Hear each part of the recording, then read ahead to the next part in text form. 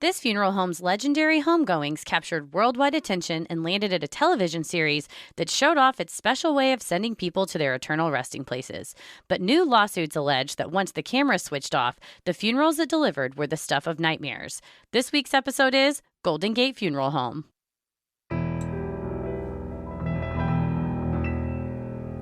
A bump in the night, your heart fills with dread.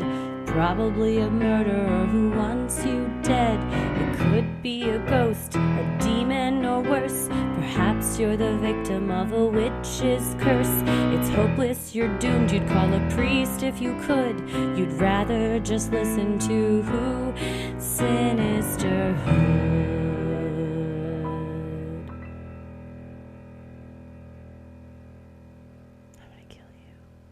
Rarely am I speechless. Yeah. I have been left speechless by the things I have read.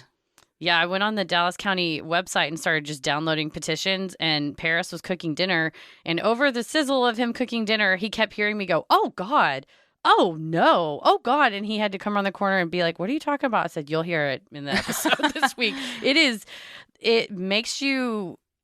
Because I think we've all lost people and we've all had to bury people we love or, take care of their, memorials and stuff. Mm-hmm. And I just put myself in those shoes every time. And I think about like how I was treated in those situations and think, this is some traumatic stuff. Oh, if God. The allegations are true, it's traumatic stuff. Super traumatic. It scars you. And it's hard for me to think that the things that we're going to discuss aren't true because there's so many stories that are basically the exact same complaints over and over and over. And these people don't know each other. What are they gaining out of posting online reviews of this place or going to lawyers? And so, at some point it can't all just be a coincidence. Yeah. And I think at very least we have dissatisfied customers, but possibly at the worst, we have violations of state regulations, possibly federal regulations, because funerals are also partially regulated by the Federal Trade Commission. And also, if you violate the Texas Human Health Code, that can be criminal. On top of it's just plain wrong to traumatize people who've already lost. And I think that's why funerals, cremations, all that is so highly regulated because you're in an extremely vulnerable position and it's supposed to stop exactly what these lawsuits allege. Yeah. The worst day of your life, the worst moments of your life are made even worse because you don't recognize the person in the coffin because their makeup has been done so poorly or... they're just decomposing in front of you. Yeah, there's no makeup at all. Yeah. Oh, yeah. It's one person said in a review, we couldn't even grieve because of the trauma we were experiencing. If you go to your loved one's wake, viewing, funeral, and that's what's going on, how do you even process the funeral side of it? Because you're running around trying to get the body ready to view because it hasn't been done. And that's not that. That's what you paid for, but also that it does take a lot of. I know, in some cultures that's very common that the family prepares the body. But if you're not emotionally ready for that, and the idea was, okay, I'm going to see them. It's just going to look like they're sleeping.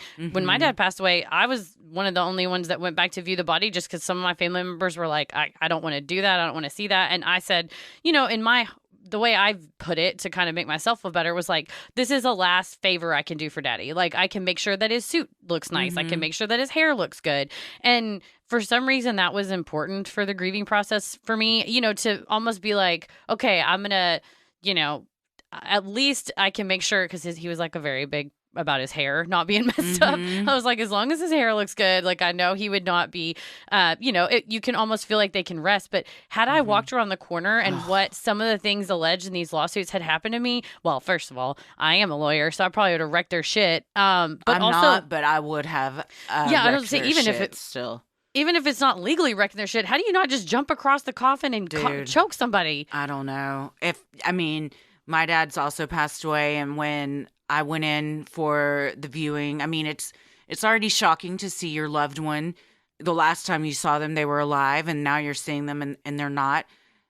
If it had been anything other than what it was, where he was dressed how we asked, he looked like himself, Mm-hmm. you know, the people at the funeral home were very respectful, I would have absolutely lost it. Yeah, for sure. So you definitely see why I think, you know, every penny that these families are asking for, I think are deserved and more, because it's something you can't even fathom. So it's wild. You lose them, and then you have to process that grief, and then process other weird grief that no one should have to go through, and this weird trauma. I mean, in our culture, most people pay for people, like you said, to handle the body, so they're not seeing them and what happened when they passed, you know? And if you don't get that, and I mean, that's just an image you can never get out of your head. And also the even if someone's cremated and you don't expect to do, you know, a full viewing or memorial or whatever, knowing that what you get in the bag afterwards is the person that you thought it would be. That's even worse. Or to just go, I don't know, if we dropped it out of a Folgers can, it's gone. Like the Big Lebowski, like, sorry, style. it's gone. So even something like that, where we're all looking for some way, you know, a token of grief almost. We had a whole thing on Patreon that one time when the guy wanted to be turned into, he wanted the diamonds, his ashes to be turned into diamonds and put it in his skull. And, you know, we all have our own, and also like, the decedent, if they have made some type of wishes, I guarantee nobody's wishes are like, could you let me decompose a few days, horrify my friends and family, and then when you cremate me, dump me in an alleyway somewhere where no one finds me. No, I imagine no one says that. So I don't think so. No, I don't think so. This is wild, and we were going to do this as a mini-sode, but when we started getting into the nitty-gritty, this is, I mean, 20 minutes from where we live. We pass by it all the time. We're very familiar with it, as is everyone in Dallas. And we almost felt like it was a public service for us as Dallas residents to let everyone know, because we have a lot of Dallas listeners, like, what's going on here? So you can make your own decisions if you ever decided that you wanted to use this specific funeral home. Yeah, not in my town. Jackass. Right. Well, I'm Christy. I'm Heather. And let's get into it. We're all born and we all die. What we do to celebrate loved ones at the end is a matter of taste, faith, and tradition. Some families choose burial while others choose cremation. Some choose to have funerals while others opt for homegoing services. A homegoing service is an African American Christian funeral tradition where the deceased's life is celebrated and their death is viewed in a positive light because they are headed home to meet the Lord. They are often theatrical in nature and centered around a defining characteristic of the deceased. Up until recently, it seemed there was no better place to host a homegoing than the famed Golden Gate Funeral Home in Dallas, Texas. And I think that that's a definitely, you know, it's important for the family that's left behind to view it however they want to view it. Absolutely. And we have to have all kinds of different funeral homes that cater to all different faiths and all different cultural traditions, because some are you have to be buried within so many days, some you can't bury them within so many days, some you don't embalm at all, some are placed, you know, directly into the ground and don't want a coffin. So yeah, I mean, however you want to do it is up to you. If what is up to you though is someone taking care of that for you and agreeing to a contract that that you both agree upon, and that isn't held up, that's where the problem lies. Delivering what you asked for sure.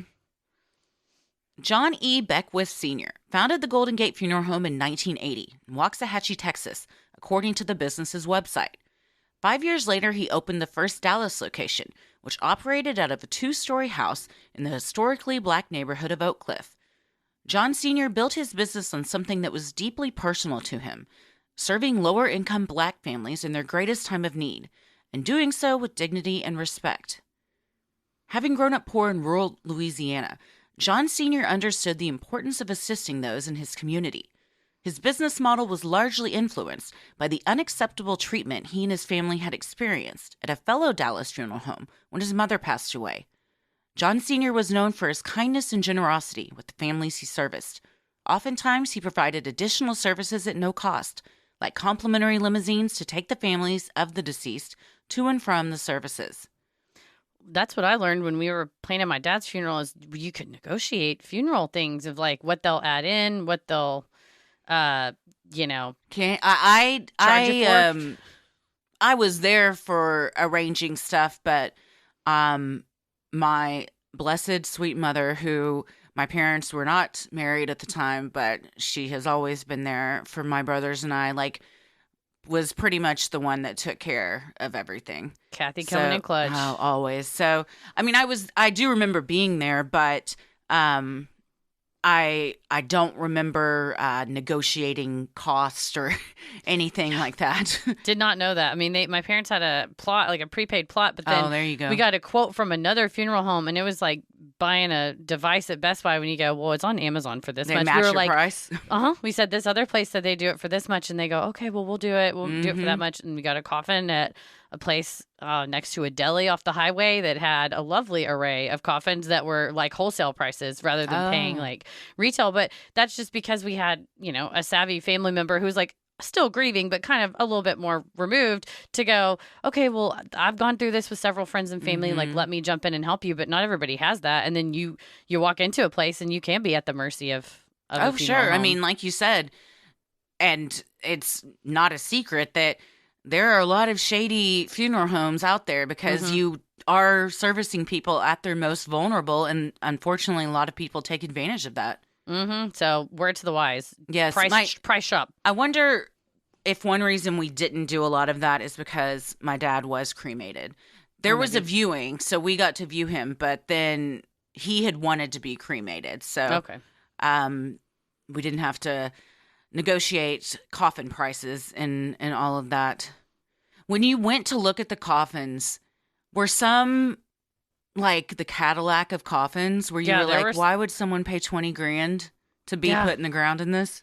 There were, and I wonder too if it's just another grieving thing where you go, yeah, you want the best. I want the best. I want the best. We're like, my mom's like, your daddy would come back and then die again if you were like, we paid $5,000. Where's the Ralph's? Where's the Ralph's can? No, but we got him one that's like Cowboys blue. It was like a nice blue color because he loved the Cowboys and stuff. And it was good. Look, it was a good looking coffin. It was like, I don't know, $1,200, $1,500, but not, you know, astronomical, like we need one that has, you know, satin lining or whatever, you know, and it's nice. They look nice. You know, you feel like I've done a service for my family member, but that's also just because I don't know, whatever view I have of death, you know, it's a little bit like, well, that's not going to change anything. You know, a $20,000 coffin doesn't make me a better daughter than a $1,000 coffin, but just depending on how people are going through it, it's not hard for... Oh, yeah. Let me say, one of the coolest people I've ever known is when I worked at the Federal Trade Commission, and one of our investigators was a former Secret Service agent.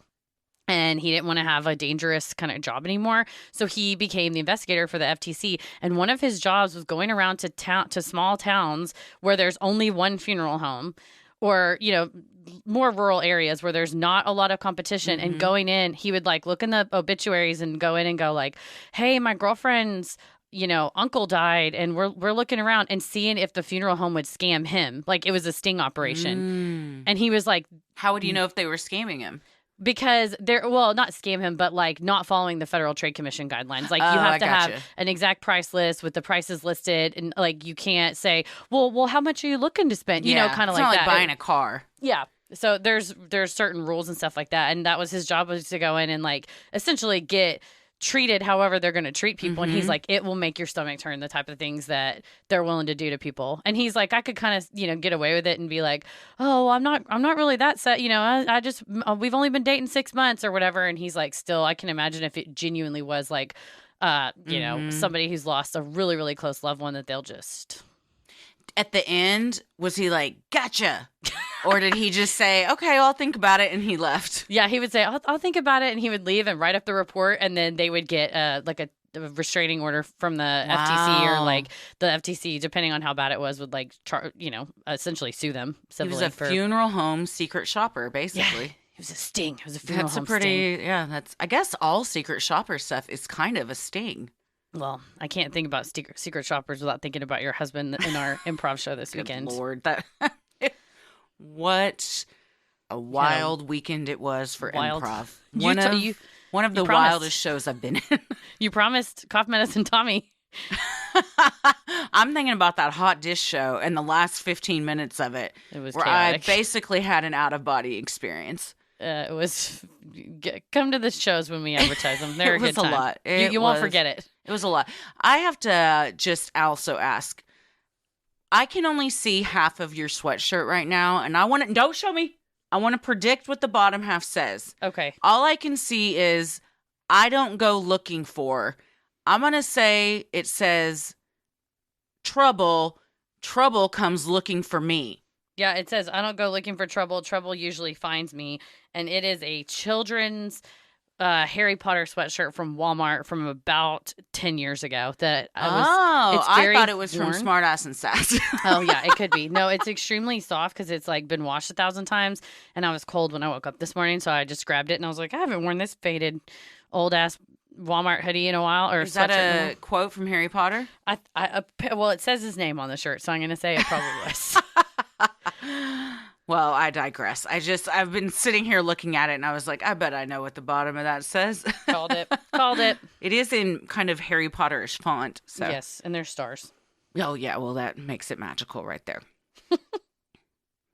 In 1987, John Sr.'s son, John Beckwith Jr., graduated from Mortuary College and became acting CEO of the family business, a position he had been training for his entire life, according to the Dallas Observer. He told the publication that as a child, his father would train him on how to be a funeral director by setting up chairs and a pretend casket in their living room. It was almost like football practice. I guess that's how you do it. I mean, his dad's, how he came up in the funeral industry and got to Dallas is a remarkable story that involves the KKK and his life being threatened and him basically having to buy a ticket to Dallas just to spare his life in Louisiana from the Klan. So he's a very well-respected man and deservedly so. And I think he was training his kid from as soon as he could walk. Beckwith Jr. was like, I didn't even think I was, I can't even remember the first time I was around a dead body or saw a funeral. Like, I've just always been around them. Yeah, it's just a part of your life. I think growing up in that industry, it's just a fact of life and you don't get queasy about it. Yeah, if you're introduced to it at that young an age, it's just normal. John Jr.'s dream had always been to expand the family business. And in 2006, that dream was realized when he moved Golden Gate to its much larger current location at 4155 South Arl Thornton Freeway. Business began booming with the additional space, a blessing the undertaker had predicted. I always thought it had to be very large because we're going to bury everybody in Dallas. I want everybody. I want them all. He told the Dallas Observer in a 2009 interview. Dressed in custom Italian suits emblazoned with his initials in gold silk, and crocodile skin loafers and fedoras, John Jr. does not look like your typical undertaker. He is flashy, with a larger-than-life personality, while also maintaining a sense of calmness and decorum when speaking with grieving families. A fan of both the spotlight and growing the business, John Jr. created a show called Ask the Undertaker in 2009 that aired on Saturday nights on Public Access Channel 34, according to the Dallas Observer. Described as a mix of spiritual worship and advertising for Golden Gate, John Jr. also took his show to KHVN 970 AM, Dallas's top gospel radio station. Later, he created a series of YouTube videos and filmed himself commuting to work in Facebook Live videos he called Morning Drive with the Undertaker. Well, I think it's good that you normalize the funeral business and talking about it and, being available and being open. And it's also great for business, if you're the face of funerals. He's very religious. The entire family is. And the Golden Gate Funeral Home is very God-centric and religious-centered. So a lot on the 970 AM, it was a lot of almost preaching and, worship, but then mixed in with almost advertisements for it. And that's why you should think about pre-planning, and you should do so at Golden Gate. And, and then their business would increase for pre-planning your funeral. And so, it definitely was working. There's something to be said for pre-planning. Yeah, for The sure. problem comes on the other side if the plan is not executed. Yes. Yeah. No, I agree with pre-planning, especially if you want things carried out a very certain way. It also alleviates a lot of the stress for your loved ones to have to kind of figure out, like, what would you have wanted, or make decisions when they're already grieving. So as much as you can take care of that up front, I think is helpful. Yeah, for sure. One of the largest Black-owned and operated funeral homes in North Texas, Golden Gate has been a pioneer in serving the Black community. One of the offered services they have become known for are their homegoings. Golden Gate has developed their style of this celebration of life with the help of John Jr.'s worldly travels. He told D Magazine, "From the Caribbean, we brought back music, dance, and community unity. From the Palace Guards in London, we developed the way SWAT teams carry the caskets on their shoulders." The SWAT team, SWAAT, is a group of 6 professional pallbearers who step with an anointed touch. Their specific style was even requested for the funeral of Al Sharpton's mother in 2012. And this is shown in the TLC show, Best Funeral Ever, just, how they kind of walk. And I think it was D Magazine that kind of described it as a combination of, like, the 4 tops and mixed with something, more traditional and religious, I guess, ornate. But kind of reverent. It's very kind of like a large step and then a dip. Mm-hmm. And then, but Beckwith said when they lift the casket and go down the aisle and do that with the songs playing, like, it totally changes the feeling, and it's more of like a celebratory going home type of vibe. And for sure. And if that's, it lends away from, when people carry you see, like, I'm thinking recently when we saw Bob Saget's funeral, the pallbearers are all kind of wiping their eyes and their heads are all down and stuff. And that's one way to do it. And then this is a totally other way to do it. And I think you're right. It kind of adds reverence, but also more of a, it gives something to the family that's not just the average, okay, well, we're going to roll it away. It's like, we've done this. It's a big deal. Again, it makes you feel as a family member, I've done something for my loved one who's now lost. But yeah, I wouldn't be opposed to it at all. I mean, I think it's a great, I think we all have different ways that we want to be celebrated and buried. Long ago, I said I want a Viking funeral. I wanted to get set on fire, pushed off. Just over White Rock Lake. Yeah, just burn it off of White Rock Lake. But this may be, don't cry. Almost like, let's celebrate. Turn on some music. Well, and he says he's not celebrating their death. They're celebrating their life. So, and their return to the Jesus. And what? The return to Jesus. Yes, it's very Christian based, which is probably why I would not do it. But I do like the idea of it being more of a celebration of life rather than grieving of a death. For sure. Sinisterhood will be right back. My wedding ring is currently being resized, and I've been without it for quite a long time. So I've been wearing my very pretty and dainty Ana Luisa just thin gold band. So everyone knows I'm off the market. You know what? Don't come knocking, ladies and gentlemen. Christy is taken. But that's the magic of Ana Luisa, is because it's just beautiful and dainty, and it can look like a wedding ring. Mm-hmm. Ana Luisa jewelry is made for you and the planet in mind. They are 100% carbon and water neutral and also gorgeous. I mean, it can double as a wedding ring. It sure can. Their versatile designs are perfect to mix and match and wear every day.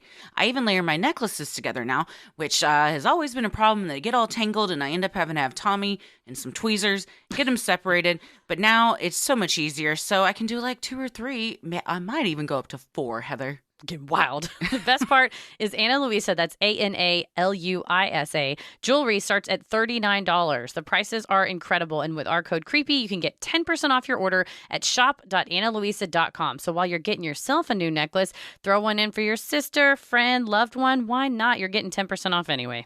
Go treat yourself and your loved ones and use our code CREEPY to get 10% off. We absolutely recommend them. They're a great brand making beautiful, sustainable jewelry. So go check out shop.analuisa.com/creepy. #AnaLuisaNY.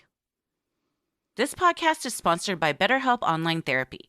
Relationships take work, especially the most important one you can have in your life, your relationship with yourself.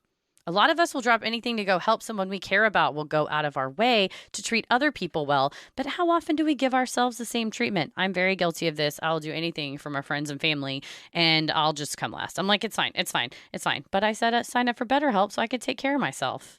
This month, BetterHelp Online Therapy wants to remind you that you matter just as much as everyone else does, and therapy is a great way to make sure you show up for yourself. And I also, if I forget to show up for myself, my wonderful therapist sends me reminder text messages, encouraging texts, remind me to do the work that we talked about, and also help me reschedule my appointment or schedule my appointment so I stay on track. Or reschedule if you accidentally miss. Which is my life is, or double booking myself with the wedding. But it's not a problem on BetterHelp. It's online therapy that offers video, phone, and even live chat sessions with your therapist, so you don't have to see anyone on camera if you don't want to. It's much more affordable than in-person therapy, and you can be matched with a therapist in under 48 hours. Give it a try and see why over 2 million people have used BetterHelp online therapy. This podcast is sponsored by BetterHelp, and Sinisterhood listeners get 10% off their first month at betterhelp.com/sinister. That's BetterHelp.com/sinister. Have you ever questioned where your vitamins come from or how they're made? For instance, 90% of vitamin D on the shelf today comes from lanolin, which is a fancy word for sheep's wool. Plus, nearly 90% of Americans are nutrient deficient. There is a massive misconception that just because you eat healthy, your body doesn't need anything extra. Gem is the first multivitamin. You don't take it, you eat it. These nutrient-dense bites are designed to replace your multivitamins and complicated supplement routines in the form your body understands and digests best, whole food, and no sheep's wool.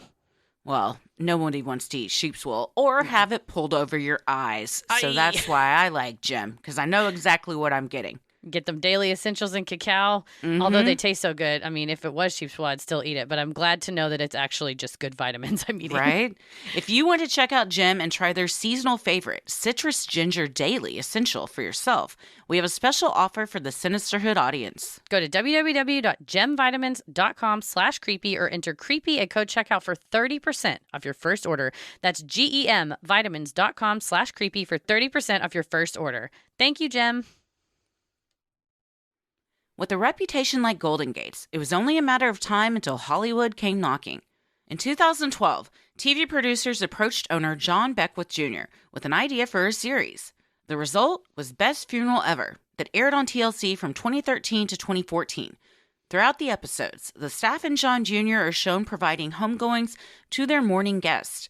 One is for the original singer of the Chili's Baby Back Ribs jingle. They sent him to his eternal resting place with racks of ribs. Others included breakfast buffets for a breakfast enthusiast, a heavenly wedding for 2 urns of a married couple's ashes, and a Hollywood funeral with the staff impersonating celebrities. You watched it? I did. And wow.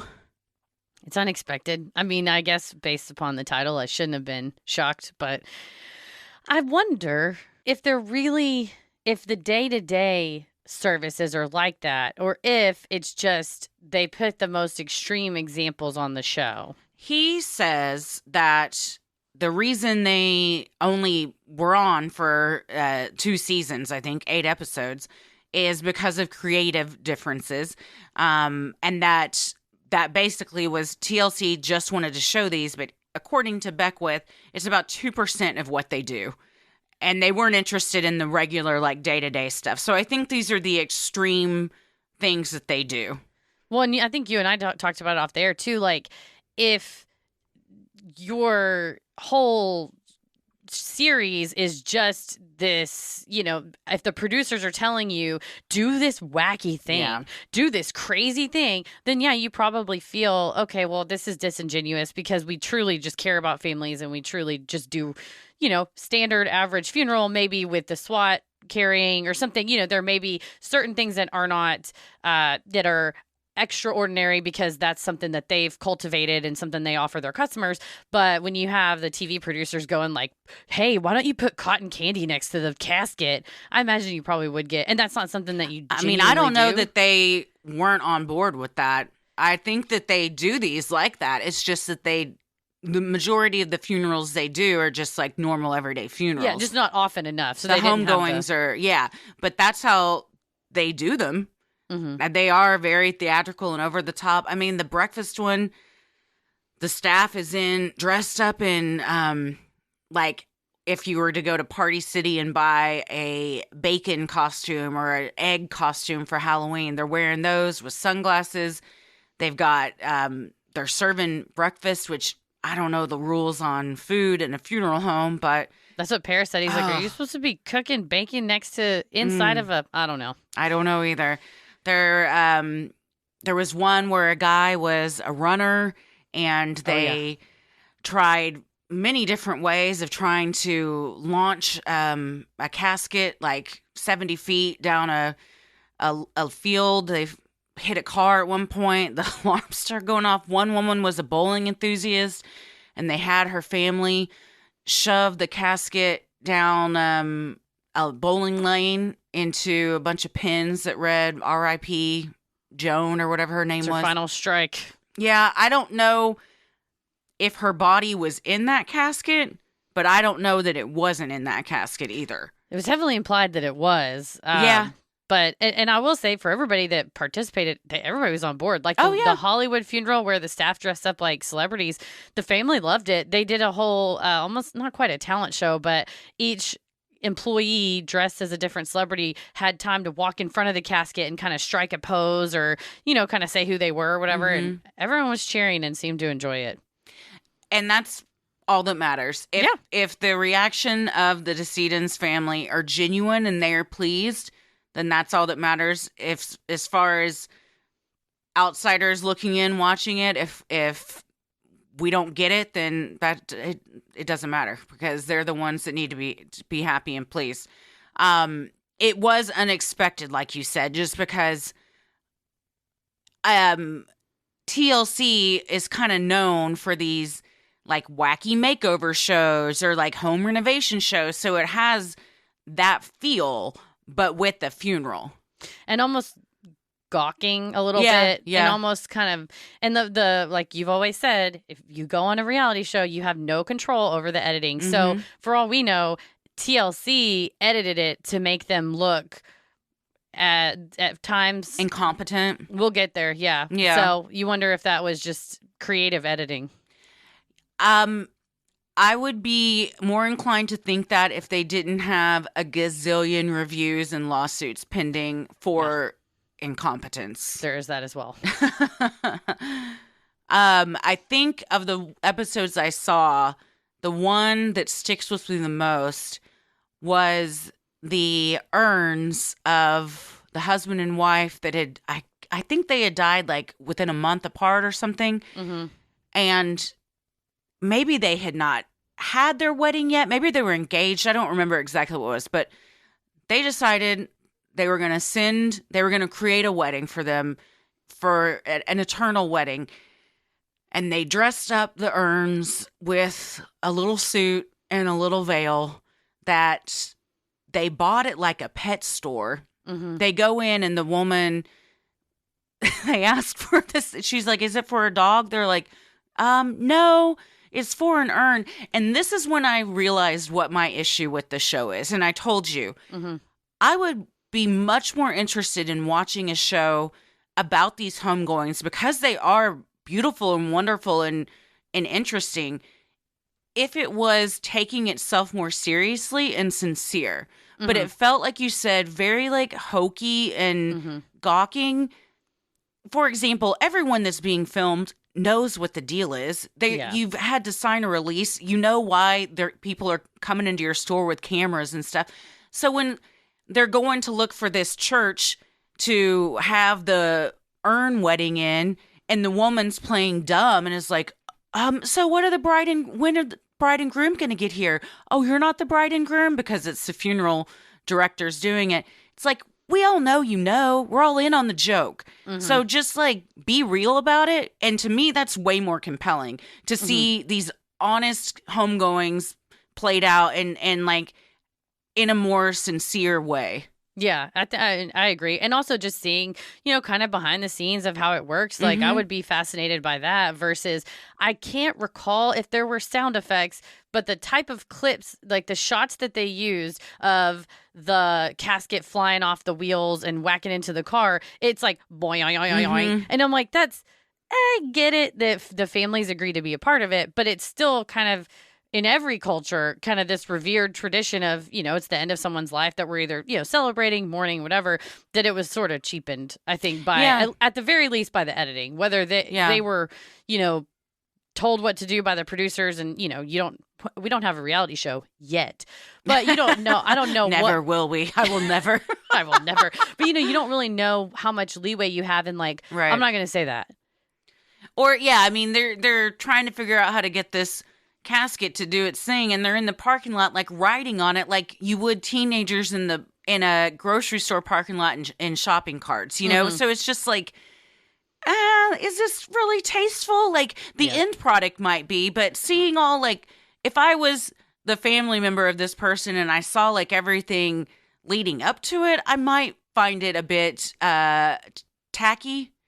Yeah. So, I don't know. I mean, the families, like we said, everyone all the episodes I saw, they were very, very happy. And who knows if they were paid. I'm sure that at the very least, the homegoing was compensated for them being able to air it. So it's like an Amazon review where you get, $10 off if you leave a positive review. How do you know if it's genuine or not?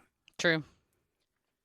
While the Golden Gate staff showed deference to their customers' wishes, some issues emerged. During one funeral, as two planners rushed around with the event unfinished as the start time approached, Beckwith asked, "Do y'all know what you're doing?" In another instance, a funeral home employee refers to the actual dust that comes out the urns. He is quickly corrected by John Jr., who instructs the employee to call them human cremains, a phrase the employee struggles with repeating. And again, it's like you work in a funeral home, you have to know that it's called, at the very least, remains or cremated remains, cremains. But it's the way they shot it, and either they told him to say this or whatever. He's calling it the dust. He's calling a person's remains the dust. And then Beckwith kind of cringes and goes, it's human cremains. And he's like, cremains, cremains. And I'm like, okay, this at the very least is just makes the place look bad. Like it. Yeah. And this is taking place in what one would describe as a pitch meeting for a homegoing they're throwing. And so all the employees are just sitting in pews shouting out ideas like you would in a think tank about what we can do for this one. So it's just it's a flashy show that TLC would pick up. Yeah, I mean, you watch it and you go, yeah, this is a TLC show. Audiences seemed to enjoy the antics, even if critics pointed out issues. Clinton Yates wrote in the Washington Post, "A television show that effectively trivializes death for the purpose of a party is not the direction that we need to be moving in as a society." Despite John Jr. telling his staff, "This better be perfect," and "There's no room for mistakes," on an episode of Best Funeral Ever, it would come to light that over the years, things were in fact not perfect, and severe mistakes were allegedly made. In early 2022, reports emerged that Beckwith and Golden Gate had actually been giving people the worst funerals ever. Aldo Busby passed away on December 27, 2018. His two children made arrangements with Golden Gate for a memorial and a cremation. Golden Gate flubbed the funeral service by playing the wrong songs, refusing to play the right songs when the family asked, and then providing the family with a video souvenir of another person's funeral. Worst of all, his children were denied his remains for months. Finally, in October of 2019, 10 months after their father's death, they were told their father had been long since cremated and that Golden Gate had likely discarded his remains. According to the family's lawsuit filed in 2021, the suit is set to go to trial in October of 2022. Yeah, the petition, it just goes through exactly what we said. Like, she said that, something like that you go, okay, play song A and they're playing song B. You just go up and go, hey, remember we talked about this? Actually, song B is really important to the family. That, according to the petition, they said, no, we're not. This is what's playing. Sorry. And then when you take home the videotape or the DVD of your family's funeral and pop it in and it's somebody else's family on the other side. It's the definition of you have one job.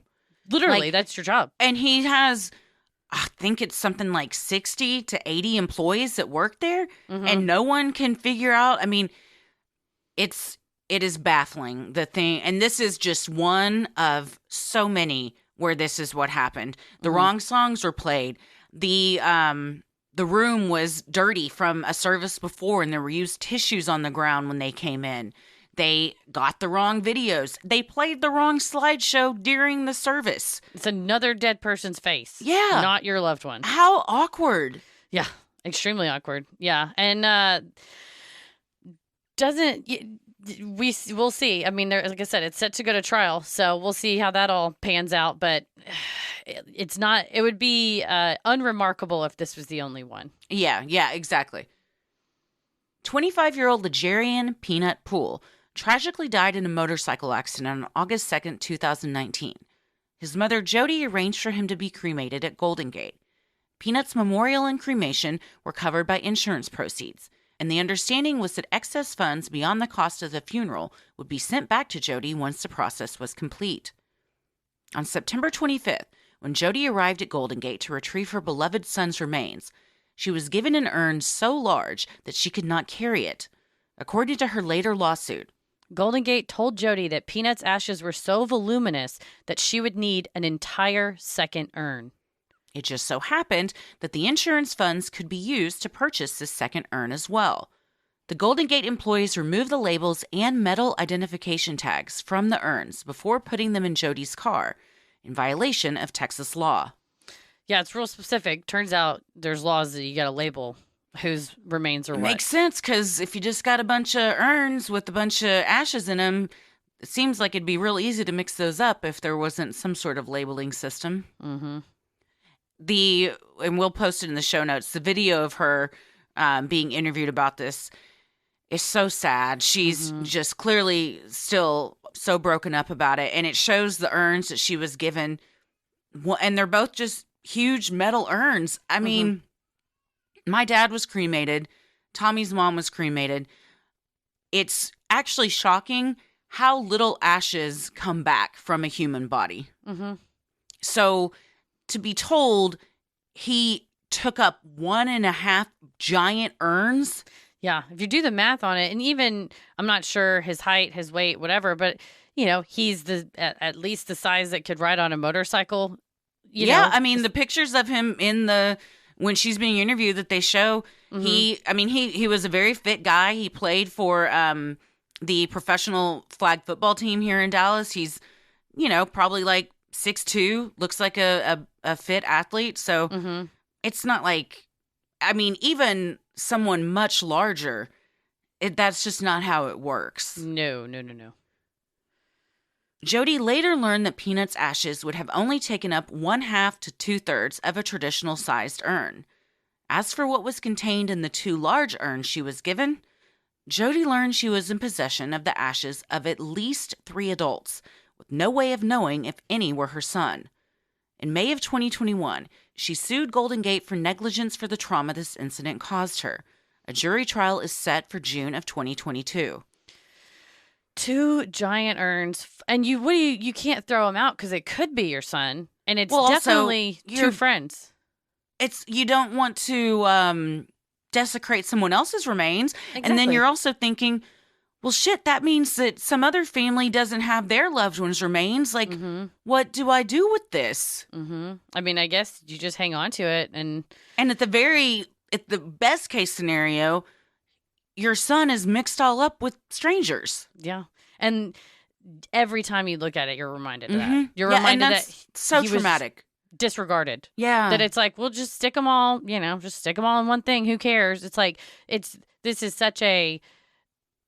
industry is such a, I'm trying to think, it's just so sensitive that something like that you can't undo. It's a bell you can't unring. Yeah. I think you put it perfectly with disregarded. That's how I feel about everything that since 2007 when they started getting complaints filed against them, is they tout themselves as being, we started our business helping everyone. We want everyone, regardless of income, to have a wonderful and beautiful funeral service. We'll throw in comps to make sure it gets that way. A lot of the clientele that they service are homicide victims.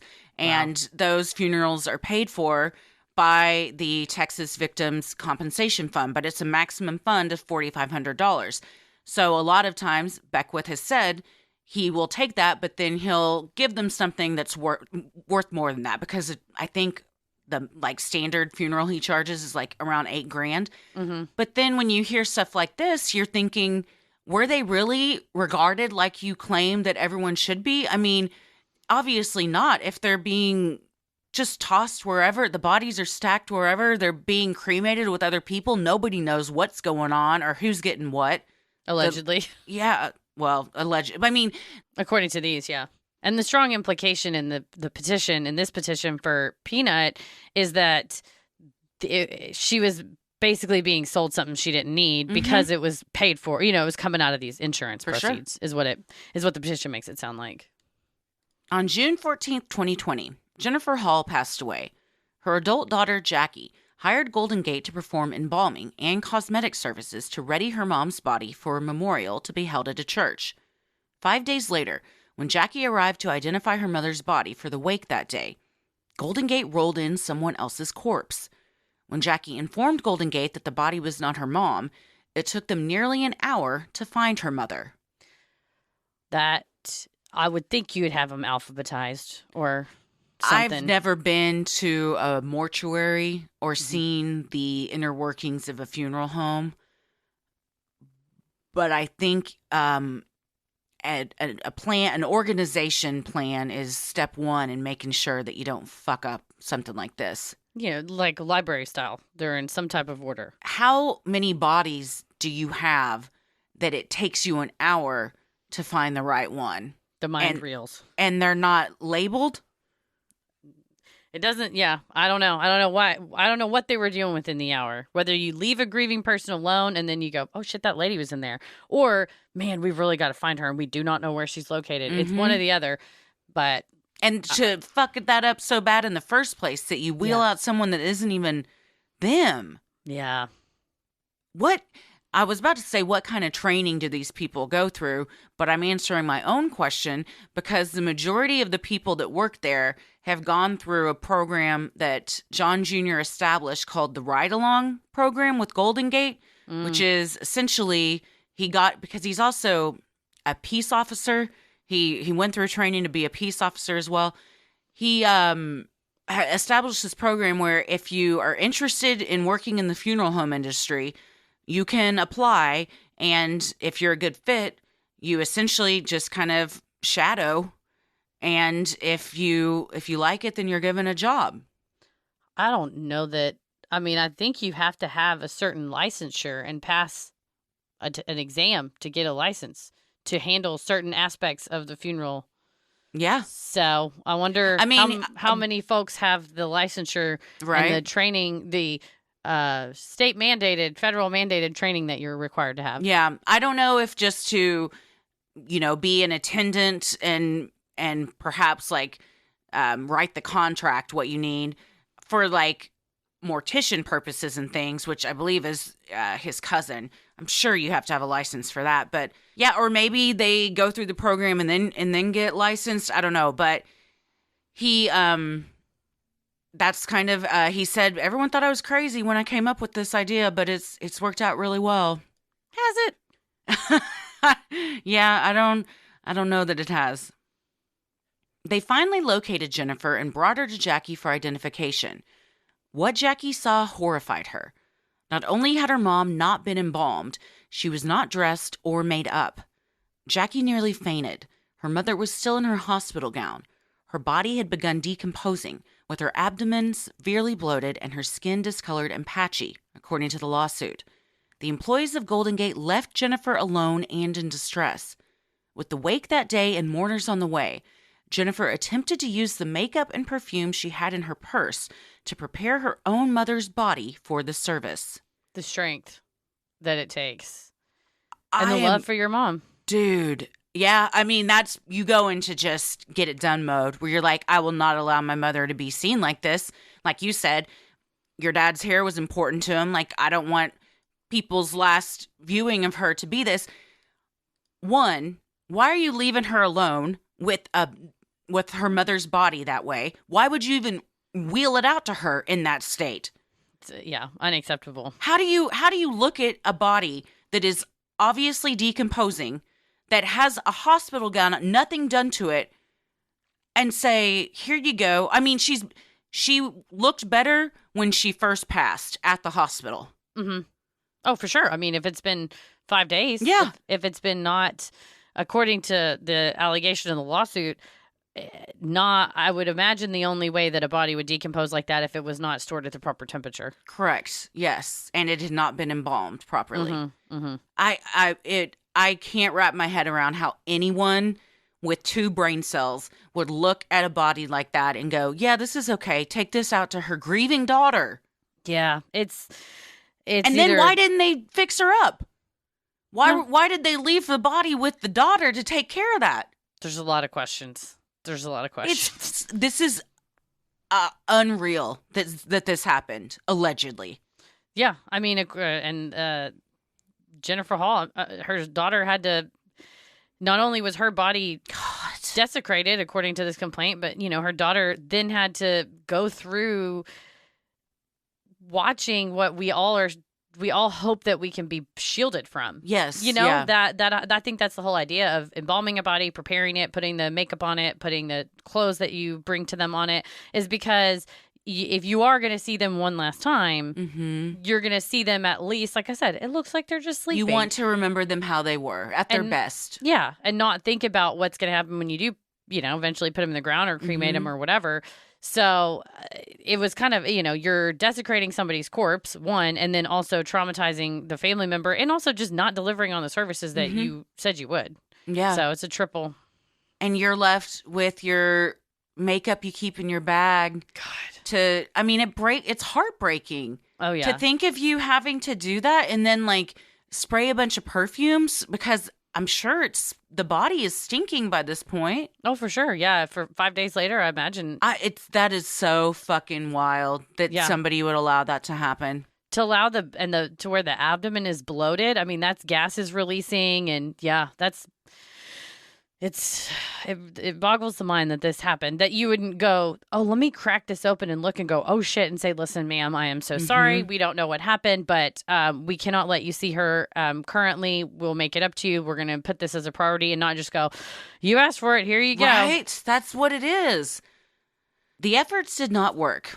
At the wake, Jennifer's body was in such bad shape that attendees took photographs of her and her bloated, swollen stomach. Jackie alleged her mom's condition was due to a failure to embalm and refrigerate Jackie's body. She sued Golden Gate in January of 2022. Golden Gate has not yet responded to the lawsuit. Take them for everything they're worth. That is so traumatic, and I cannot fathom that. If I had gone in to see my father and that was what I was met with, I mean, pay for my therapy for the rest of my life. Mm-hmm. I mean, that is traumatic. Doesn't even begin to describe it. Like seeing your loved one in that state. Mm-hmm. So unexpected too. Oh yeah, where you expect them to be dressed, made up, mm-hmm. not rotting, and then you're brought a rotting corpse.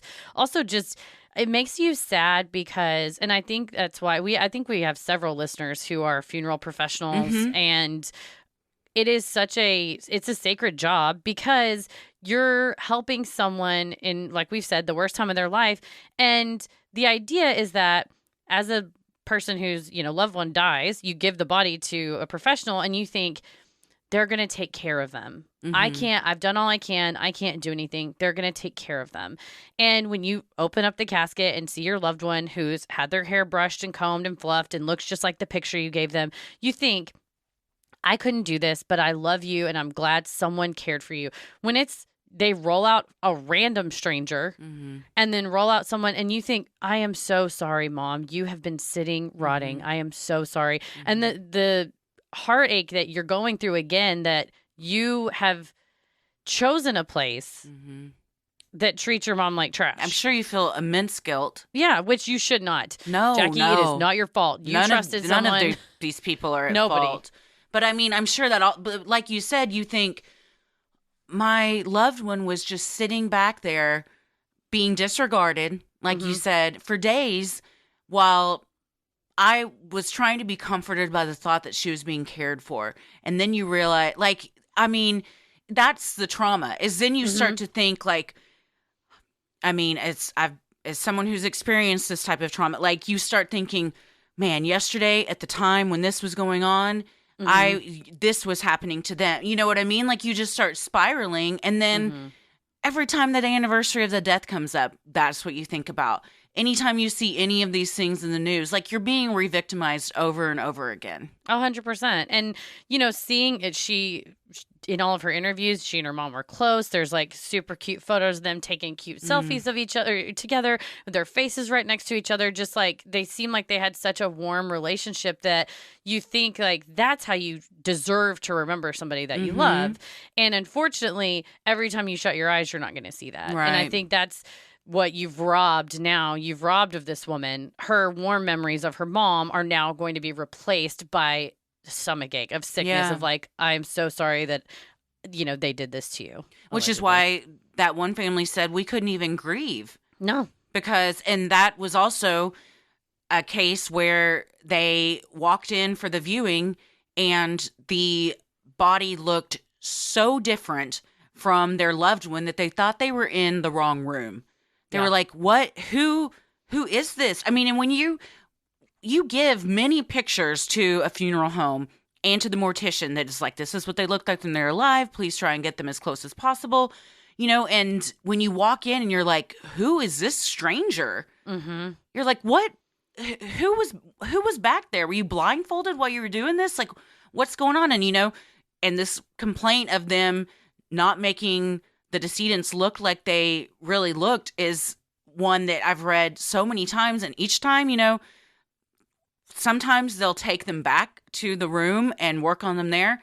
But with this one, they, the girl just came in and started poking and prodding at their loved one right in front of them for an hour and a half. Never once said, why don't you guys step out? Never once offered to take the decedent back to a private room and do this. Was just like trying to make their face up. They said she was like a 90-something-year-old woman. Obviously, she was wrinkled. They said her face was as smooth as a baby's butt. Oh. Like, I mean, just so unnatural looking. And so then the woman starts messing with the body, trying to create wrinkles, which I don't know how you do that. And then somehow, because they glue the deceased lips together, so because your mouth will just stay open otherwise, she pops the mouth open. So the mouth is just open. So then she fixes them and they say, okay, well, before she's viewed by everyone, we want to make sure that the lips are glued back and her lipstick is reapplied. And they're like, oh, yeah, sure. Come viewing time? Nah. Her jaw is open? Yeah. Yeah. And then so is everybody else in the room. Yes, because that's what I'm saying. You're not only seeing. traumatizing these family members, everyone that comes to view her is like, they're taking pictures because they're like, what?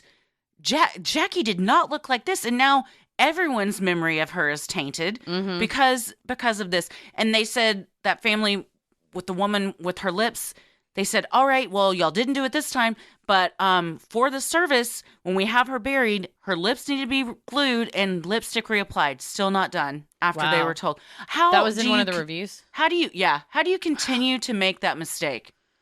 Yeah, and it's bizarre to me that there's not more accountability. And I think the sad part is that because we're dead, you know, when you die, you no longer, you know, it's all about the dignity that's of the corpse, that, you know, we're not around to take care of ourselves and pull our shirt down and close our own mouths. So you as a family member think, I want to maintain her dignity. I don't want her to be just laid out like that. And so you're stripping away in, you know, doing the things that the family alleges in the reviews or in these lawsuits. If that's what you're doing, or you're failing to do stuff like that, you're stripping these dead people of their dignity. Oh, 100%. Your ass is going to get haunted. Oh, yeah. I mean, yeah. That's bad vibes. Another one said, again, they didn't the body didn't look anything like it. And this one, I believe, was D Magazine. And the journalist was with them, was writing on this as they had reported, because they had been interviewing Beckwith and walking around the funeral home and stuff. So this they were there for. And they said, not at all did that body look like the pictures that they had given him. Wow. So, I mean, you have outsiders. The journalist said that. Yeah. They're like, not at all. And so he was way too dark, according to the family members. His lips were, I guess, swollen from the embalming fluid or something. So they were just like huge, and his face was puffy. So they did take him back for that one, at least.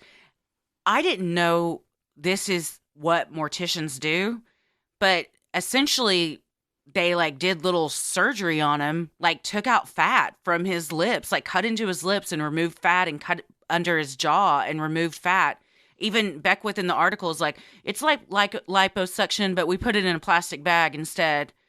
And then they put the plastic bag, they hide it in the casket with them, because he feels that it is immoral to throw out body parts, which, okay.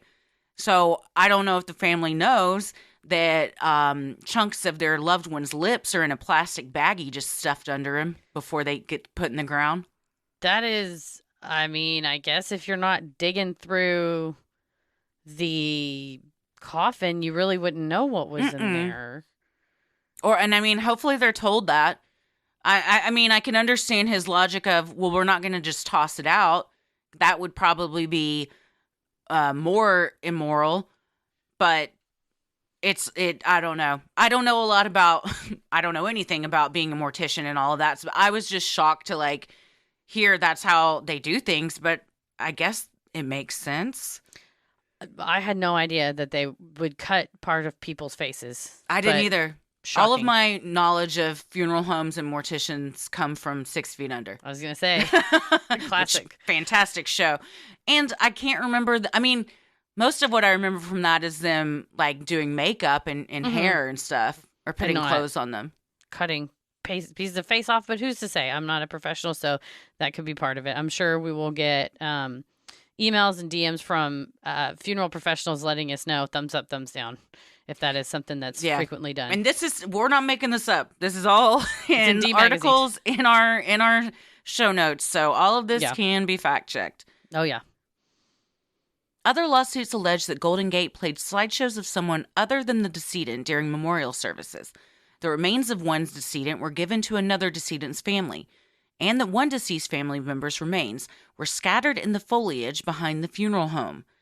Another decedent was cremated and scattered hundreds of miles away from Dallas at a Golden Gate satellite location in Louisiana without the family's permission. When one woman opened her father's urn to put his military medals inside, she found it full, not of ashes, but of white pebbles instead. Another woman was forced to step outside for some fresh air due to the stench emanating from her father's body during his viewing. Yeah, and I mean, funeral homes kind of have that formaldehyde, maybe a little bit of a fragrant kind of smell, but it should never be of a rotting corpse that you have to walk outside. That's bad. That's, and saying, I'm here to pick up my loved one's remains, and they go, oh, it's in Louisiana.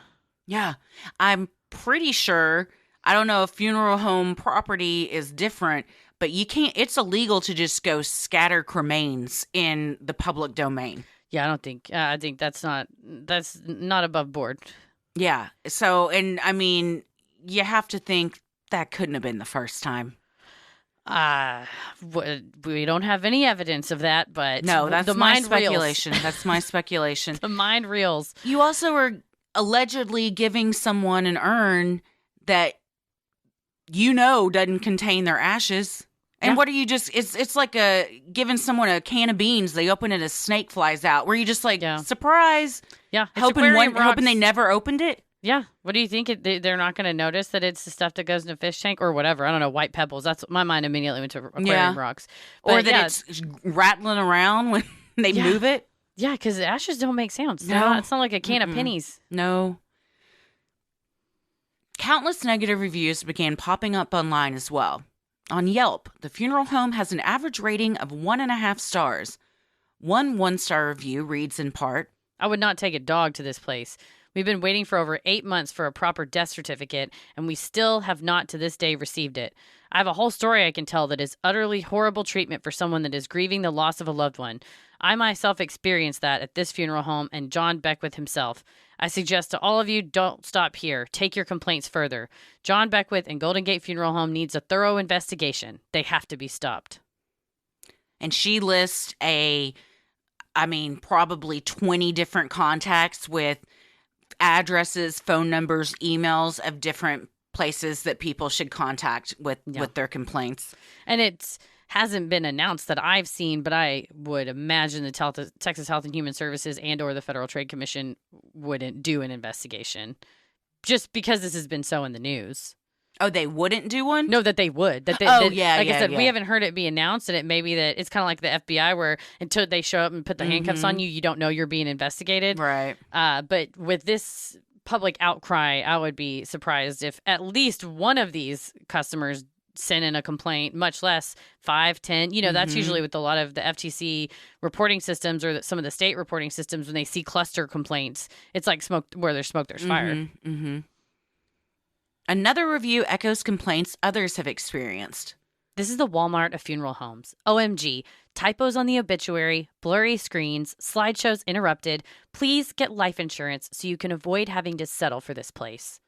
A Google review left 5 months ago by Mary Johnson describes her horrific experience. Horrible funeral home. No professionalism. I wouldn't recommend this funeral home to my worst enemy. Golden Gate Funeral Homes doesn't care about you or your loved ones. This funeral home is a big mess and is all about showing off, throwing your loved one's casket in the air. They scheduled our first viewing at 1 p.m. We waited till almost 3 p.m. before they brought out our loved ones, only to walk to the casket and see he had someone else's shirt and tie on. They put a lot of makeup on his face. The program was awful. Misspelled words, wrong dates, pictures. We asked to speak with the owner, Mr. Beckwith, several times. He never came to meet or acknowledge us. The only reason I gave 1 star is because I had to. Ms. Johnson goes on to point out how the recent influx of positive reviews have been made by Golden Gate employees. Notice all their good Google reviews are from actual employees, not the public. The following names are all employees misleading the community with false reviews. She lists 12 employee names, including John Beckwith. Yeah, if you go to Google reviews, there's a lot that were posted 3 weeks ago, all around the same time, when stuff was starting to come out in the news. There's just like 5-star review after 5-star review. And some of them were obvious, like, I love working here, like they are from an employee. But I don't know if others, and a lot of businesses do that. They'll have their employees log on or create burner accounts to leave reviews. So that, but even then, on Google, they have a 3.6 rating, and that's gone up significantly in the past month because of these influx of 5-star reviews. But yeah, a 1.5 rating on Yelp, Christ. Not ideal. And, I hope that people that have not had experiences with the funeral home are not rating them good or bad. I hate when you see that when something's in the news and they're like, this guy at a bagel shop threw a bagel at a lady, and it's in another state and people from halfway across the country are like, 1 star, the owner likes to throw bagels at people. I'm just thinking it because there was a guy that was like, he like went viral because I think he threw a bagel or something. I can't remember. But to me, that doesn't help any of us. Like, it doesn't help anybody to go, I'm going to go on Yelp and I'm going to leave him a 1-star review. And it just muddies the water, and it makes normally these businesses that maybe possibly are deserving of negative reviews by people who've actually experienced them. It totally lets them shut them off, because Yelp and Google, if they see like a brigade, 1-star voting, will pause it because they, somebody went viral or whatever. But also, I think then it gives the underlying business an opportunity to go, we're victims. Yeah. We clearly are great. And this is all a smear campaign. When it's genuine families who really have had an experience there, and you can go and look up, a funeral on this date that was at this time from a family member in the obituary, that's their name, and you go, this person really did have this experience, then I think that's much more valuable than just being like, I heard about this on the news and I'm going to give them a 1-star review, or vice versa, asking friends, family, and loved ones to give you 5-star reviews. Right. Yeah. Yeah. Just because you've heard us talk about this Unless you've actually had an experience with them, don't go on and leave a review. Yeah, I think, like I said, it to me, anytime that happens, like when places go viral, it just gives them an excuse to A, shut them off, or B, go, we're being victimized right now. Mm-hmm. And you're like, and if you can say, look, these are all fake reviews. We can show you that we've never serviced these. So if these are all fake, who's to say that these other people aren't faking? So it just weakens their argument. Yeah, it dilutes the pool of veracity. Yeah. Sinisterhood will be right back. If you love a good whodunit mystery, then you'll love the game June's Journey. You play as June Parker, an amateur detective investigating a series of mysteries full of twists and turns around every corner. You'll put your powers of observation to the test, sharpen your sleuthing skills, and relish the thrill of solving the case. You'll search for hidden clues to solve mystery after mystery across thousands of vivid scenes. And with new chapters every week, there's always a new case waiting to be cracked. The best part of June's Journey, I think, is it's an immersive environment that you really, I feel like I do genuinely get lost when I'm playing it because I get so hyper-focused on trying to find when you go in, you do the hidden objects and find where they are. And then sometimes when you go back to the same room, the stuff's in a different place and it makes it, but sometimes it's in the same place. So then it is memory recall / also observation skills. So it helps you. It helps you be present in the moment. I also like games within games within games. So I feel like I'm really getting bang for my buck, even though you don't have to play for this. That's just an expression. Exactly. There's a detective in all of us. Find your inner detective. Download June's Journey free today on the Apple App Store or Google Play. Finding and booking a doctor who's right for you doesn't need to be a terrible experience. Will they take your insurance, understand your needs, or be available when you can see them? With ZocDoc, the answer can be a refreshingly pain-free yes. Every time I have to go to a doctor, I just go to urgent care because I don't have a doctor. I hate going through the process of finding someone that's on my insurance, but with ZocDoc, they make it so much easier. So now when I go somewhere and they're like, who's your primary care physician? I actually have an answer instead of just feeling guilt because I don't have an answer for that question. You're like, I just wait for the problem and then I address it then. But no, I'm the same way. I found my primary care physician on ZocDoc and I love her. ZocDoc is a free app that shows you doctors who are patient-reviewed, takes your insurance, and are available when you need them. Plus, you can use the patient-verified reviews to see what other real humans had to say about their visit. In the chaotic world of healthcare, let ZocDoc be your trusted guide to find a quality doctor in a way that is surprisingly pain-free. With ZocDoc, you can get your docs in a row. Go to ZocDoc.com/creepy and download the ZocDoc app for free. Then start your search for a top-rated doctor today. Many are available within 24 hours. That's ZocDoc.com/creepy. ZocDoc.com/creepy. With Good Shop, you get a flexible monthly subscription plan for high-quality American meat and seafood. Good Shop offers convenient, contact-free delivery right to your doorstep. Order fully customizable boxes, mouth-watering ribeyes, flavorful T-bones, wild-caught salmon, tender chicken breasts, and more. Good Shop especially prides itself on sourcing beef that comes with no antibiotics or added hormones ever. No artificial ingredients, only the good stuff. Paris made a casserole last night, and there was the chicken from the Good Shop box, and I said, what chicken is this? And he said, it's your Good Shop chicken. And I said, I mean, it was juicy. I mean, it was cooked in with like cauliflower rice and this like cream cheese, and it was tender chicken breast. They are not lying. Oh, yeah. I've told you, the scallops we had, some of the best I've had. We're saving them. I was like, Tommy said you only need to put salt and pepper on them because they're so good. And some butter. Yeah. Oh, they were so good. Go to goodshop.com/creepy100 and use code creepy100 to get $100 off your first 3 boxes. That's goodshop.com/creepy100 and use code creepy100 to get $100 off your first 3 boxes.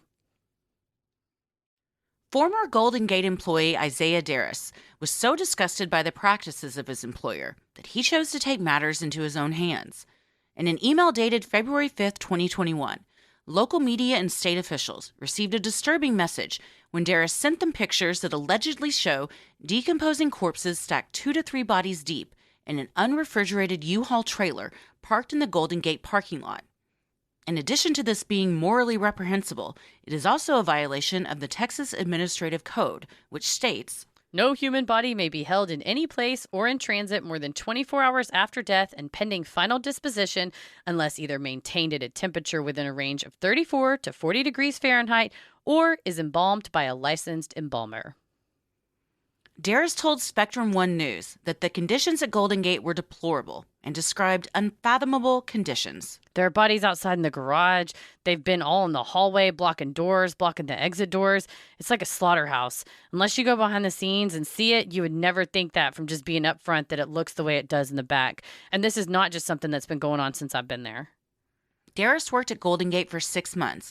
In an email to the Texas Funeral Service Commission, he claimed that during that time, they have not followed any of the state and federal rules. This is shocking. Yeah, I mean, good on a person who sees something that they do not agree with and whistleblows. I mean, I think that's definitely shows that you have a sense of right and wrong, a sense of morality, that you could just go, well, fuck it, this is how we do things here, so I'll just keep doing it, versus going, oh my God, and then getting the evidence you need and getting the heck out. It's, if all of this is true, it's wild that he's the first one to whistleblow. Yeah. It's not like you're at a restaurant and you see in the kitchen, they got raw chicken over vegetables. Mm-hmm. These are corpses. Yeah. Human corpses that if his allegation is that they were in the hallway and outside in the garage, and we live in Texas, and only about 2 months out of the year is it probably cold enough for them not to be rotting in a garage. Yeah, and in an unrefrigerated U-Haul trailer, I mean, that's even hotter. All stuffed in there. And he said that, he was like, these could be any of our family, our moms, dad, sisters, brother. He said the bodies were naked and stacked face down on top of each other, which, like you said, imagine you think your loved one's being taken care of, and then this is what you find out has been done to their body. I mean, according to what he said, it's treated like garbage. You're treating them like trash. You just dump them. Just go dump them in a pile. Just dump them in a pile somewhere. Mm-hmm. And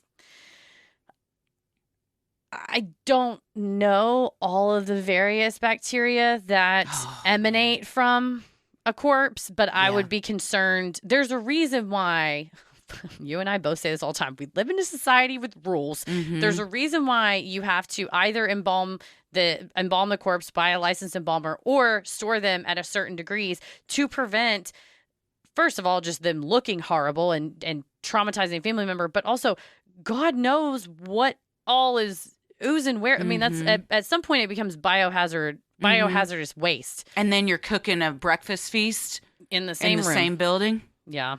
It's I don't know how anyone worked there. If these were the conditions, I don't know how anyone walked around there and was not just immediately running to whoever you run to. I mean, you would be shocked. I would be like, it would be horrifying to witness those things. Also, we'll get into the legalities here in a second, but I would say if you are an employee of a place that you see grossly violating the law, for your own ass, call it in. Call it in. Yeah, or you could easily be charged with being complicit with this if you knew about it. Owner John Beckwith Jr. denies Darris's allegations and claims that his former employees staged the pictures to try and ruin Beckwith's reputation and career, telling Spectrum One News. I never used a U-Haul storage. I never have, and I never will. I'm telling you, that didn't happen here. That rental truck photo was staged by Isaiah himself or whoever took that picture. So he claims that Isaiah was fired, and that's why he's on this path of destruction to ruin everything that Beckwith has built.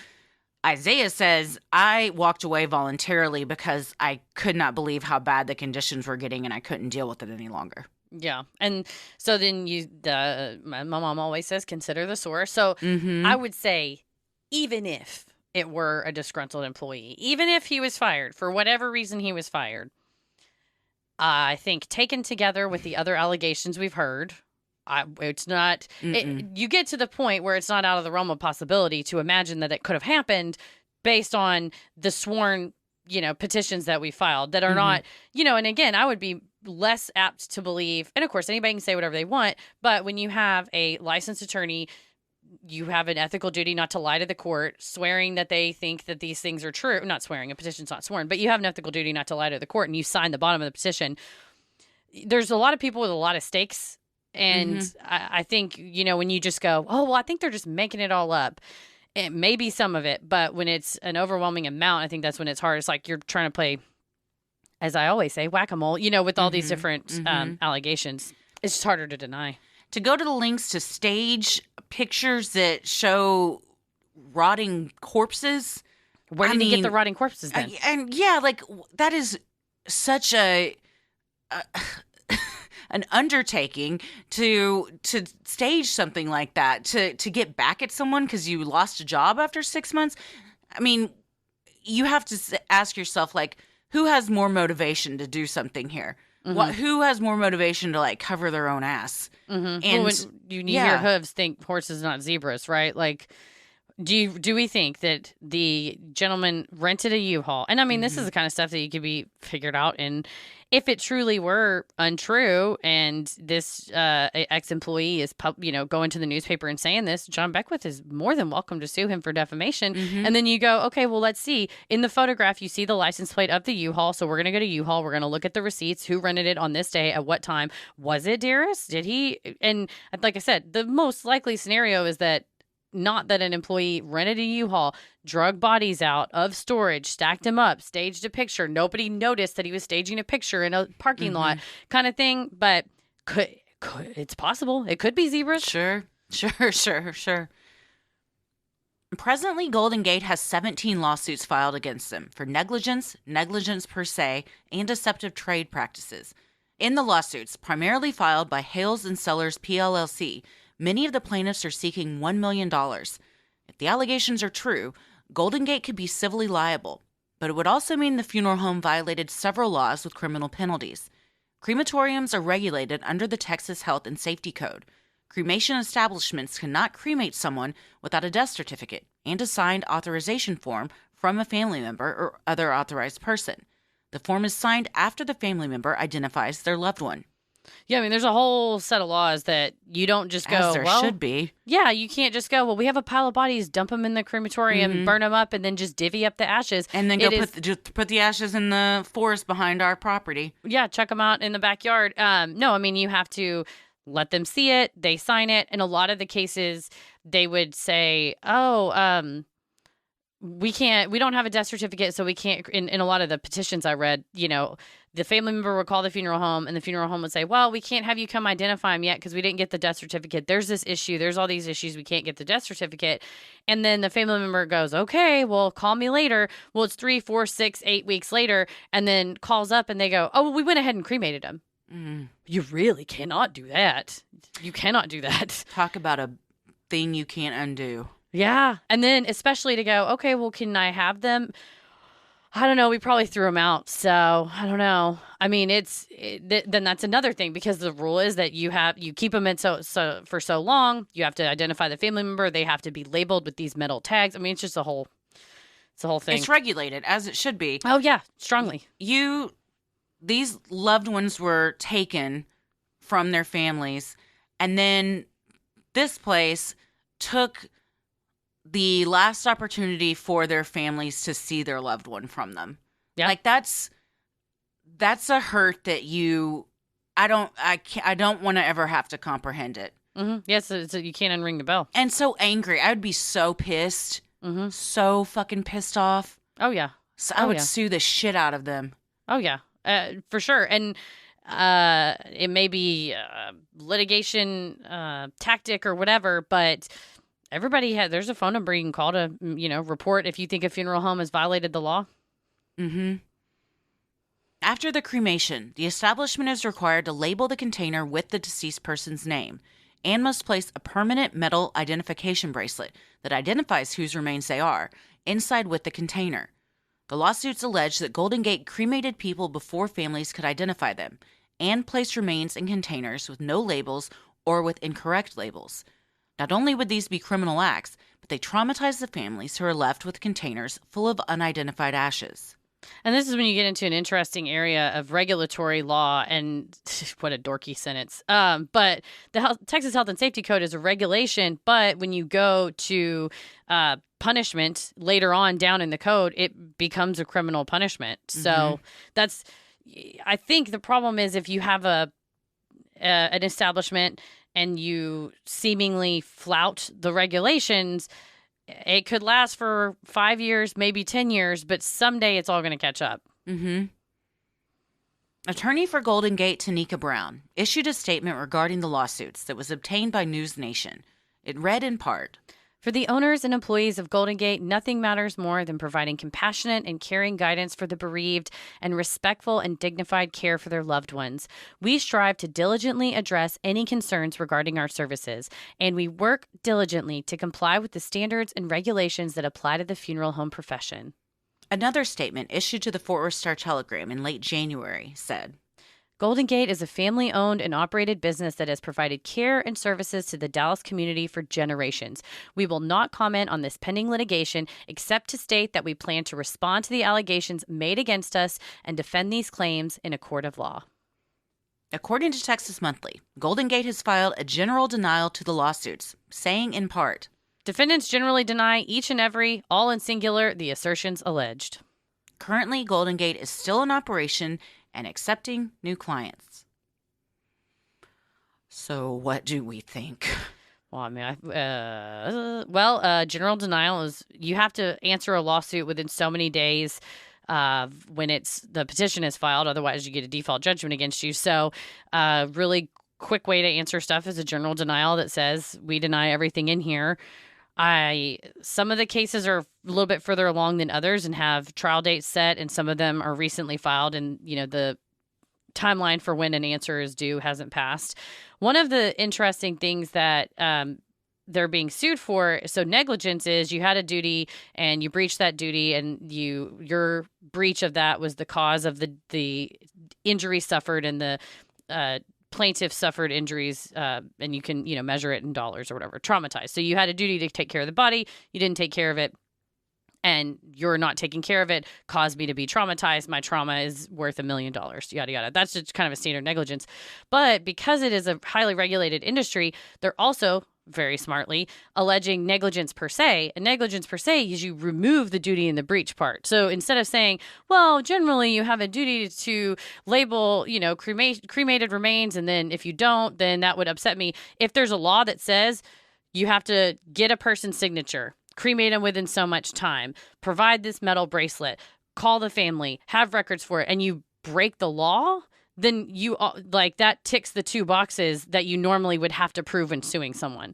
So that regulation is there. And when it says you have to have a family member individually identify each corpse, and these family members are going, you never called us, or here's my phone records. I called you 16 times and I left. You can see the phone calls were 30 seconds each because I was leaving voicemails and nobody called or whatever. Mm-hmm. So I think the danger you get into is when you play fast and loose in a highly regulated industry is these regulations are in place to protect the public and are on their own criminal. But on the flip side of it, when someone is suing you civilly, it's very convenient boxes to check to go, you had a definite duty under the law to follow these regulations. You didn't. And now all I have to prove is what my damages are. Mm-hmm.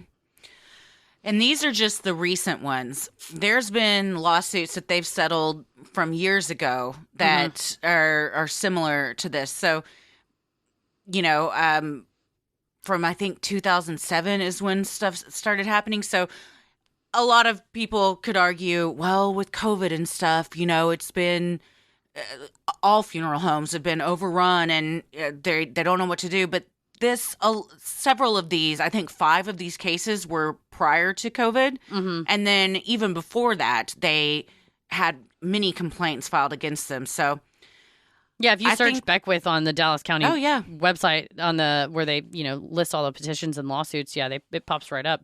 And I think you're right, even with COVID, even if you have way, way, way more demand for your services than you're able to supply, I would say you have a duty as a service provider to go, we're full. I'm so sorry. We would love to help you, but we are full, and not go, load them up. Yeah. At some point, especially in an industry like this, you have to say, I'm sorry, we can't help you, and we refer you to XYZ. Yeah, we're at capacity. You can't, this isn't something where you can just literally stack them up and try to get to them as fast as you can, because then you are always trying to play catch up and rushing through stuff and making egregious mistakes, not fully putting makeup on someone, or, you're not taking the time that needs to be taken with each person because you're so in the weeds. Mm-hmm. Yeah. And like you said, it's an industry like this. It's not just, well, we had a roofing and company, Mm-hmm. and boy, there was a storm, and we got a lot of people that need new roofs, and it's been, I mean, it's a situation that can't be undone. Not Mm-hmm. to belabor the point, but doing something like this, you take away from a family something they can never get back, which is Mm-hmm. their loved ones' memories. And it's sad because it is such a Dallas institution. It's famous around the world because of the TV show. And to see the turn in its reputation that it's taken in the last few years, particularly with this has been picked up by national news with the multitude of lawsuits filed against it in this short period of time. And, businesses get sued. That doesn't always mean that they did something wrong. Sometimes a majority of these lawsuits, recent ones, have been filed all by one law firm. That doesn't mean that the law firm is doing anything. That just means the law firm is now hearing from friends of friends of friends. More people are referring like, that happened to you, that happened to me too. So from the both sides, they'll battle it out in court. We'll see what happens. If these go to trial, I will probably try to go watch. Right. It's open to the public. Yeah, for sure. Yeah. So I may set some alerts on the Dallas County website because I'm just as a citizen of Dallas, I'm curious to know if this really has been going on. And like I said at the beginning, not in my town. Yeah, no, I will be right there with you. Yeah, I think that the popularity of the TV show saw an influx in business, and they just kept growing, which is great for a business. Mm-hmm. But when you can't keep up with that, then it's like you said, you have a responsibility to say, I'm sorry, we can't help you because we can't provide the services that we need to provide to the standards that not only should we be, but we're required to by law. Oh, for sure. Well, and hopefully we see from the complaint that the former employee sent in to regulators and the media and stuff, maybe there will be some more, something looked into. That's the wheels of justice turn slowly. So we'll see how it all pans out. We will. We love providing Sinisterhood to you at no cost, so if you like what you hear, consider supporting the show by donating to our Patreon. We're a small operation creating this show for you by researching, writing, recording, and producing it ourselves. Any amount is sincerely appreciated and helps offset the costs of making and hosting the show. As a thank you, you'll also get some sweet perks like ad-free episodes, a Sinisterhood sticker, membership to our exclusive Patreon Facebook group for those in the Rolling the Airwaves and Getting Into It tiers, special shout-out on the show, a monthly bonus mini-sode, which this month was an update on the Murdaugh murders out of South Carolina, including discussion of the jailhouse phone calls that have been released. And you also get weekly patron-exclusive video and audio content, including Am I the Asshole?, relationship advice, Judge Christie, Dear Sinister, Weddit drama, true crime headlines, and so much more. You also have the fun perk of access to our Discord server, where you can connect with other fans in real time and discuss the latest in true crime, share personal ghost stories, or just post adorable pictures of your pets. We hop on occasionally, and we host monthly Q&As on Crowdcast, where you can ask us all your burning questions. For our patrons not in the U.S., you have the option to pay in pounds or euros, saving you the cost of the conversion fee. Annual memberships for all tiers are also now available. Those that select this option will be rewarded with a free month of membership. For more details on all of this and specific member tiers, visit Sinisterhood.com and click Patreon on the top banner. And make sure you stick around after our sign-offs to hear your shout-outs. So many of you have been tagging us in pictures of you sporting your sweet Sinisterhood merch. Keep those pictures coming. If you want to get some cool Sinisterhood swag like t-shirts, mugs, totes, and even clothes for your kiddos, and it's getting warmer out there, at least in Texas in the 70s today, I love my Racerback tank tops. I have both of them, and they are very comfortable. Visit Sinisterhood.com and click on Shop in the top banner. The best thing you can do to help us grow is like, review, and subscribe on Apple Podcasts, Spotify, or wherever you listen to your podcast. And please tell a friend who you think would like us to check us out. It means so much to us and really helps podcasts like us get more exposure. You can follow us on Instagram, Twitter, and TikTok at Sinisterhood Pod. Shit. Goddamn. Wait, fuck. Is it Sinisterhood Podcast? I'll put a link. People have been tagging us. We're on the talk. We're on the talk. I think we're on it, but we haven't posted yet. We haven't posted. But we got some plans. We've got some plans, you guys. We're excited. We're also on YouTube /Sinisterhood podcast. We're going to start posting the episodes on YouTube. It's not videos of us. It's just beautiful. We may do some videos someday, but right now it's just, some people like to listen to stuff on YouTube. We're not here to judge.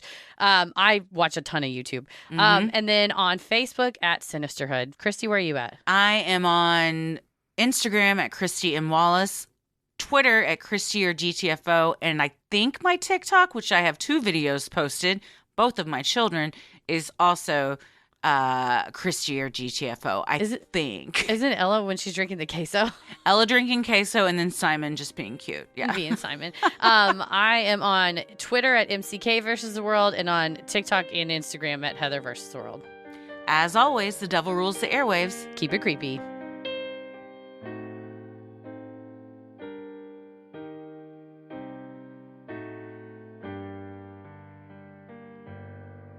Hey, everybody. Thank you so much for supporting the show. Here are your special Patreon shout-outs. Lisa Hammond, Maggie Peterson, Sunny D, Elle Dietz, Christina Everhart, Kelly Joseph, Christina Ann, Haley DeWolf, Danielle Graham, Gentry McPherson, Michelle McGuire, Nikki Hendrickson, Mary Carmody Trotman, Chris Orr, Lulu Edmondson, Lucille Brooker, Nora Langham, Talitha Crisco, Rashida Muhammad, Amber Rowland, Stephanie Shoreland, Jenna Crew, Anthony Robinson, Tyler Utterback, Cassie Wilson, Bitsy Oberly, Melissa Baker, and Kat Wadiak. Thank you all so much for supporting the show. We hope we got your names right. We couldn't do this without you. We sincerely, sincerely appreciate it. Stay safe, stay healthy, and keep it creepy. Sinister.